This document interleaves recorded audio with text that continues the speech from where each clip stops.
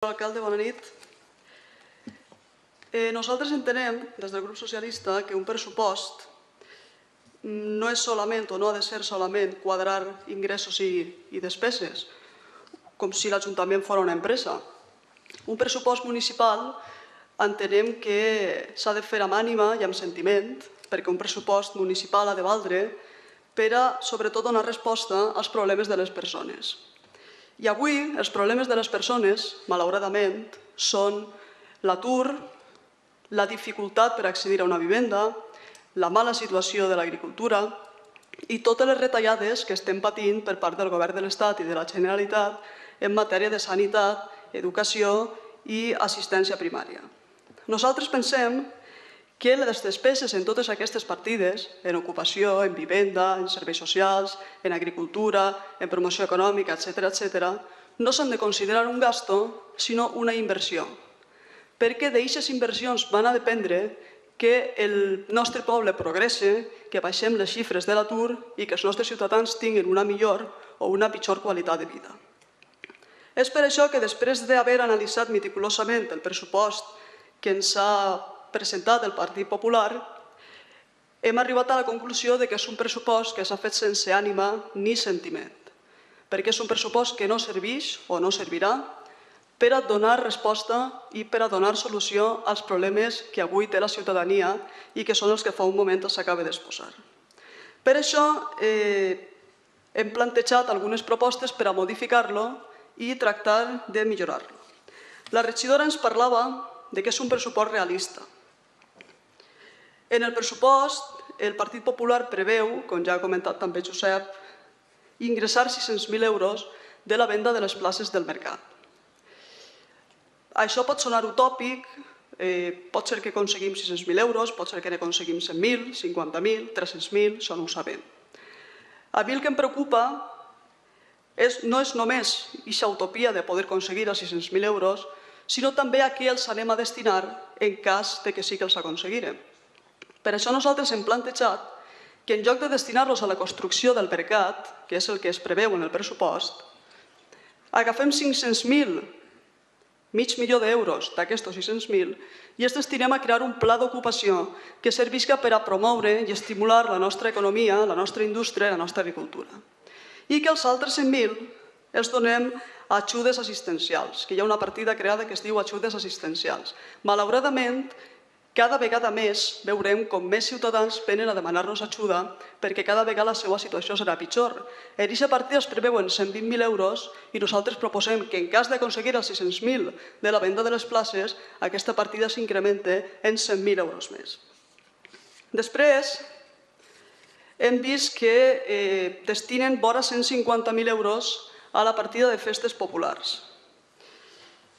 Nosaltres sabem que les festes són necessàries en temps de crisi perquè valen per a que la gent d'alguna manera s'esplaie i es distraga i s'oblide per un moment de les seves preocupacions. Però al mateix temps dotar de molta subvenció econòmica a les organitzacions festeres és també una manera de fer-se propaganda electoral. Però pensem que, atesos els temps que corren, és molt més important atendre a les persones que ho necessiten que destinar tants diners a les festes. I per això també plantegem que 50.000 d'aquests 150.000 euros de festes es destinen a crear una partida que no existeix en el pressupost i que es diga ajuda a la dependència. Perquè ja que el govern de la Generalitat no paga a les persones en situació de dependència tot el que es deu i tot el que per llei els hauria de pagar, entenem que aquest Ajuntament té l'obligació moral d'atendre i fer-se càrrec d'aquestes persones. 50.000 euros no és ningú excés i creiem que pot ser un principi, pot suposar un principi per a que aquestes persones reben l'atenció que mereixen i sobretot també les seves famílies. Després la regidora també ens deia que és un pressupost que s'ocupa de la joventut. Veiem que hi ha una partida que es diu Pla d'Ocupació per a Joves Universitaris que està dotada amb 23.000 euros. 23.000 euros. Poc farem amb 23.000 euros. I a més de que ens sembla insuficient la xifra, no ens sembla bé que siga només per a joves universitaris, perquè pensem que la resta de joves que no són universitaris o que per les circumstàncies que siga no han pogut anar a la universitat també tenen que treballar i també se'ls ha d'ajudar a accedir al món laboral. I en canvi, aquesta xifra de 23.000 euros per a un pla d'ocupació jove contrasta amb els 31.500 euros que hi ha pressuposats en totes les partides per a publicitat i propaganda.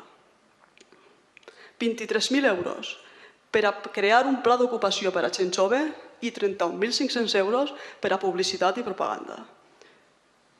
Nosaltres el que proposem és que com a mínim de 9.000 euros d'aixos 31.000 destinats a publicitat i propaganda s'afegeixin els 23.000 del pla d'ocupació jove i es retire la paraula universitaris i que siga un pla d'ocupació jove per a tots els joves del CMSI i que cadascú trobi feina o se li ajude a trobar feina d'acord amb la seva formació, siga aquesta la que siga. Després veiem que la partida dels mitjans de comunicació ascendeix a 370.800 euros a l'any, per a l'any 2013. Mitjans de comunicació que paguem entre tots, perquè són diners de l'Ajuntament. Jo recorde que no fa molt, en un plenari, vam signar una moció institucional amb la qual semblava bé a tots els grups que el Berca es pogués emetre en la TDT a través de Sucro i tot allò, i a canvi els grups de l'oposició van demanar que es creara el Consell de Mitjans de Comunicació per a garantir que la informació que apareguera en aquests mitjans de comunicació públics fora plural. És a dir, aquest Consell de Mitjans de Comunicació havia de servir per a fiscalitzar la informació i garantir que fora plural. Jo, des que soc portaveu del grup socialista, i fa any i mig llarg, a mi m'han entrevistat una vegada en el Berca durant un minut de temps. I no va ser ni per a parlar de política ni per a parlar de l'estat del municipi. Va ser per a parlar de les festes de la Mare de Déu. Eixe Consell de Mitjans de Comunicació s'ha constituït, però no es reuneix i no fiscalitza la informació. Per tant, pagar 370.000 euros a un mitjà de comunicació per a que la informació no siga plural, sinó que siga singular, singularment beneficiosa per a l'equip en el govern, ens sembla un autèntic desgavell. I nosaltres proposem que es renegociï el contracte que s'hagi de renegociar i que s'estalvien 100.000 euros en aquesta partida i es destinen al que en la partida d'Agricultura s'anomena Conveni de Millora del Medi Rural, que no és altra cosa que l'atur agrícola. 100.000 euros més injectats en l'agricultura. I per últim, anem a una cosa que ens sembla ja repetitiva i cansina, però que per molt que ho diguem, sembla que no causa efecte en l'equip de govern. Tenim 195.000 euros, 33 milions de pessetes, destinats a pagar salaris de polítics i d'assessors del Partit Popular. El salari mitjà avui a Espanya està al voltant dels 22.700 euros. El salari mitjà avui dels espanyols ronda els 22.700 euros. El salari mitjà dels polítics del Partit Popular d'aquest Ajuntament són 47.000 euros, més del doble. Més del doble de la mitjana del que cobren la resta de ciutadans espanyols.